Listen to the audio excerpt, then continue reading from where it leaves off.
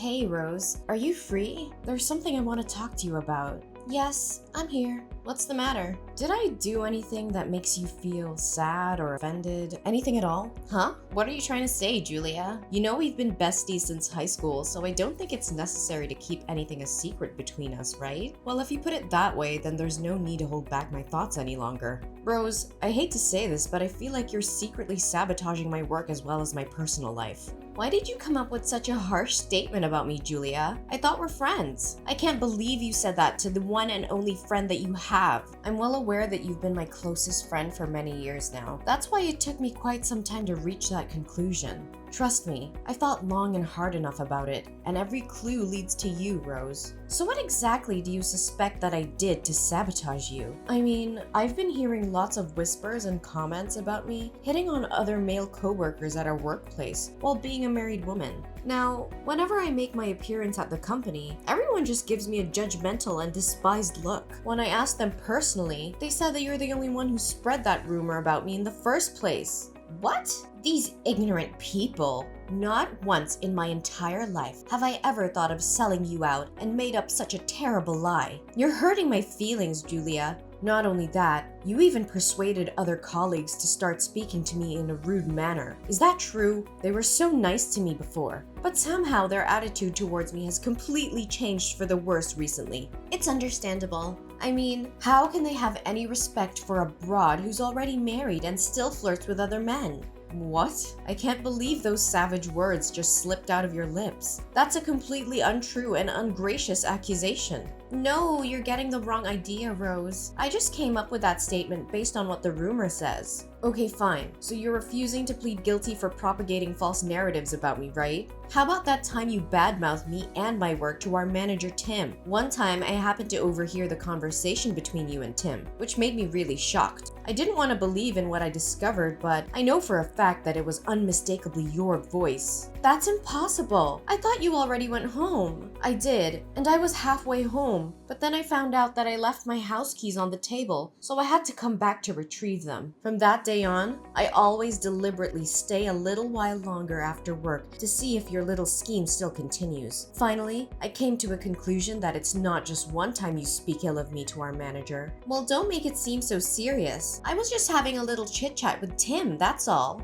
That's what you call a little chit-chat? You said that I wasn't pulling my weight and accomplishing my tasks on time. In reality, you were the one who always skips your duty at work and then made me fulfill it for you, which slows me down in doing my own job. Hey, didn't I make it clear to you that I was too busy to finish what I was assigned to? Additionally, isn't it common sense that friends should help each other out in times of need? You were too busy? Hello, I'm the mother of 2 kids. I'm the one who has to take on both household chores and job assignments. And you? I reckon the only thing you ever cared about is your appearance, actually. You always show up late at work because it takes at least 1 hour to choose an outfit. That's what you call being busy? Now you're exposing my mistakes, huh? You make me regret considering you my best friend. Best friend? Or the most ideal subject that you can use for your own benefit? Should I further narrate what other misinformation you have provided our manager with? You conveniently made up a dreadful story in which I initiated the gossip about Tim's wife having an extramarital affair and made it widely known to the whole company. To top it off, you even have the audacity to lie about me, claiming myself the smartest person in the workplace who was plotting to dethrone Tim and take over his position. Well, yeah, maybe I did say something like that, but with good intentions. As a matter of fact, I was just doing you a great favor. Look, I always feel like the impression that you make on other coworkers is somewhat vague, as opposed to me, who always finds myself the center of attention wherever I go. On that account, I was just having the urge to help you stand out from the crowd. You're welcome. No need to thank me. Stand out from the crowd? More like becoming the target of derision and hatred. Why are you doing this to me, Rose? I thought we were friends. Turns out, it was only me who was dull enough to think that way about us. Hey, we're still friends. I never negated that. It's just because whenever we walk side by side, you always look like you're hindered by my glorious beauty and confidence, which makes me feel nothing but guilty and sorry for you. I can clearly tell that sometimes you wallow in self-pity due to your overwhelmedness of my charm, and you even consider yourself insignificant compared to me. Honestly, all I ever wanted was just to give you some spotlight that you always deserve, Julia. Haven't I told you that I don't need that kind of spotlight you're mentioning? Well, maybe you can come up with such an absurd excuse to defend yourself from being accused of spreading fake rumors about me. But don't force me to remind you about the countless times you've taken credit for my hard work and achievements. I chose to remain silent because I respect our friendship, so do not try to test my boundaries. Whoa, Julia. I didn't know that you've been harboring such a feeling of resentment towards me. Listen, if you truly want what's best for me, then I suggest you stay out of my business and keep every of the falsehoods that you ever fabricated about me to yourself. Fine. No need for such harsh words. I leave you in peace. Happy? Remember, it's you who choose to let our long-term friendship go down the drain, not me.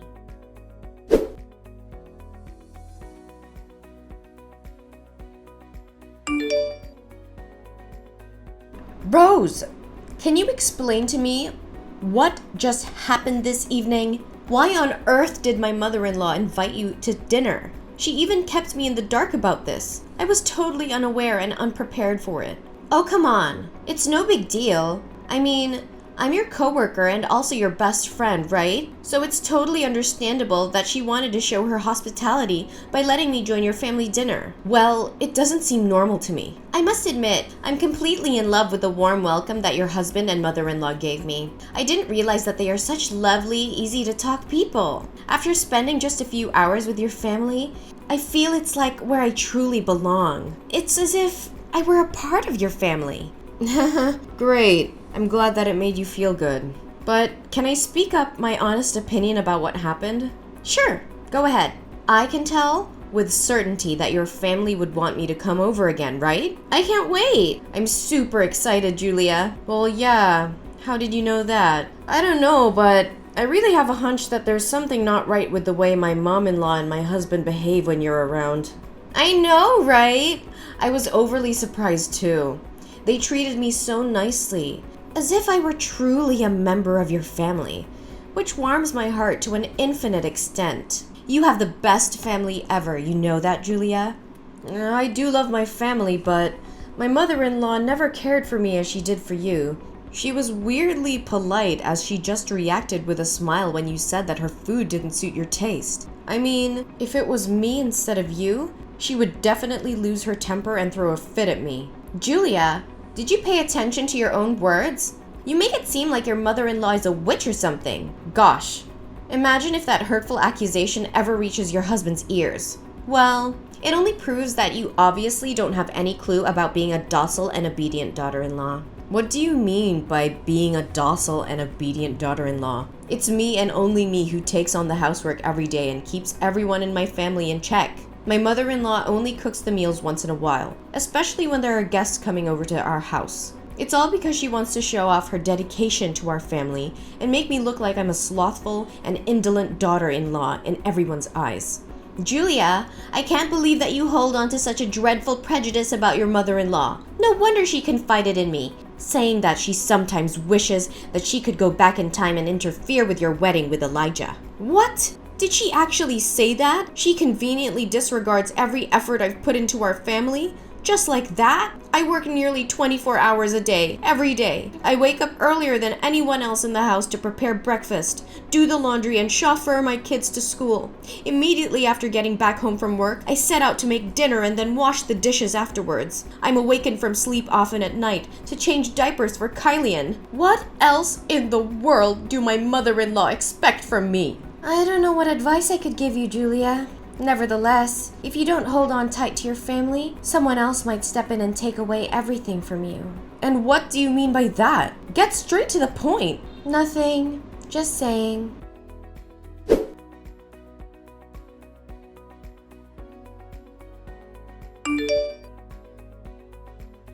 Hey, Rose, why aren't you answering my texts and calls? What are you doing? Duh, I was occupied with some personal business. And I don't think that I'm obliged to inform you about everything I do, correct? You're starting to become a nuisance. You know that? What? How dare you talk to me in such a manner when you're the one who's trying to destroy my life, my career, and now my marriage? Tell me, Rose, are you trying to steal my husband? Whoa, Julia. You better watch your mouth when coming up with such a strong and unfounded allegation. Destroy your marriage? If anyone here were to be responsible for your probable marriage breakdown, it's definitely you and no one else but you. I mean, who can you blame if you're the one who isn't capable enough to keep your husband around, huh? You're being unreasonable. You know that? I mean, you and I are both women, not to mention best friends. You should understand how I feel right now better than anyone, right? On the contrary, you ignore my warnings and you carry on with your mind games to seduce my husband. Seduce your husband? Pfft, he hit it on me first. He even sent me naughty messages, which is kind of cute though, I'm not gonna lie. Even if he was the one who tried to make an impression on you, why don't you just back down and say no to him? You know damn well that Elijah is my legal husband. Based on what I witnessed with my own eyes, your intentions of seducing my husband is as clear as daylight. Well, try to give me some proof, because I have no idea what you're harping on about. Stop playing the fool. You know damn well what I'm referring to. On the day that my mother-in-law invited you for dinner, you chose to put on a micro miniskirt as short as if it could expose your whole butt cheeks. To make matters a lot worse, you took advantage of every chance you got to bend down and show off in front of my husband. Do you have any sense of shame? Hey, it was just because I kept accidentally dropping all kinds of stuff on the floor. You know how clumsy I can get. Don't act as though I was too dumb to not even realize your evil scheme. All you were trying to accomplish was just catching my husband's attention and making his eyes glued to your body. I had to refrain myself from bursting out in tears when I saw you exchanged messages with my husband. Oh, so you already found out about that too, huh? Well, then maybe you can also happen to discover something interesting in his briefcase, like my underwear, for example. What did you say? So he actually betrayed me this whole time? Betrayed? If I were you, I wouldn't put it that way, because I truly don't know if he had any feelings for you in the first place. You're so pathetic, Julia. You know that? So you're revealing your true devilish intentions, huh? Tell me, why are you doing this to me? To my knowledge, I haven't done anything that's out of alignment against you. In my mind, I have always considered you my best friend since we were high school girls. Well, guess what? It's only you who naively and blindly thinks that we're friends. To me, you're nothing but a rival that I'd gladly take down and walk all over. A rival? What exactly do you mean? Do I really need to jog your memory about how poorly you treated me back when we were in our adolescence? Everything you did was to prove your superiority over me. I mean, between the two of us, you were always the one who received compliments from the boys for being pretty and charming or whatever. Having passed every exam with the highest scores in our class, you found yourself showered with a lot of praises and compliments from the teachers. Now, you're even outperforming me at work, which makes me feel like a loser in our coworkers' eyes. What? So if I got it correct, you pulled off every dirty trick you could and brought absolute misery to my life just because you're envious of me? I envy you? Not in a million years. I just couldn't stand your bossy, condescending, and overconfident attitude. That's all. That's completely bogus. I'm not anything like what you've just described me to be.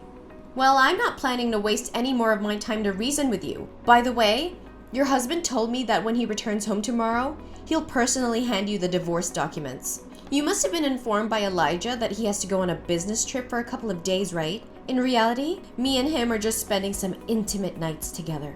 You dirty, shameless broad! It's a shame I won't get to see how your face turns white when you receive the divorce paper from your own beloved husband. Oh, and by the way, I also happened to overhear Tim talking with our boss. If my ears didn't betray me, you're about to get fired soon, Julia. I guess my plan of undermining your reputation did work out in the end.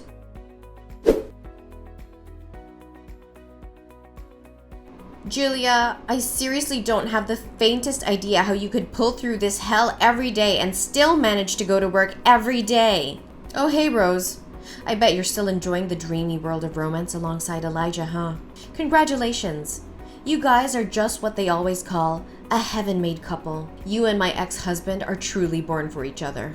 Julia, look. Now I finally realized that I committed a huge mistake and did you wrong. I'm really, truly sorry.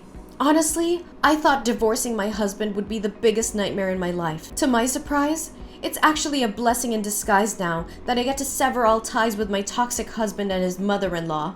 Julia, your mother-in-law has a completely twisted mind. She never lets me catch a break from the houseworks. She even intentionally spilled milk on the floor or stepped into the house with her shoes covered in mud just to force me to clean up after her. Not to mention the relentless messages and calls I receive from your mother-in-law every day, ordering me to come home immediately to help her with God knows what business.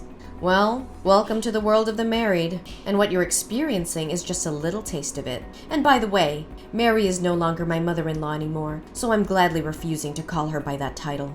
And your husband Elijah is nothing better than Mary either. He blindly takes her side and defends his mother, whatever the reason is. Not once did he ever listen to what I had to say. Right when I thought things couldn't get any worse, Elijah's brother, Ethan, decided to bring along his family and move into the house because he recently lost his job. Now I have to slave away for the 5 of them, including Ethan's kid.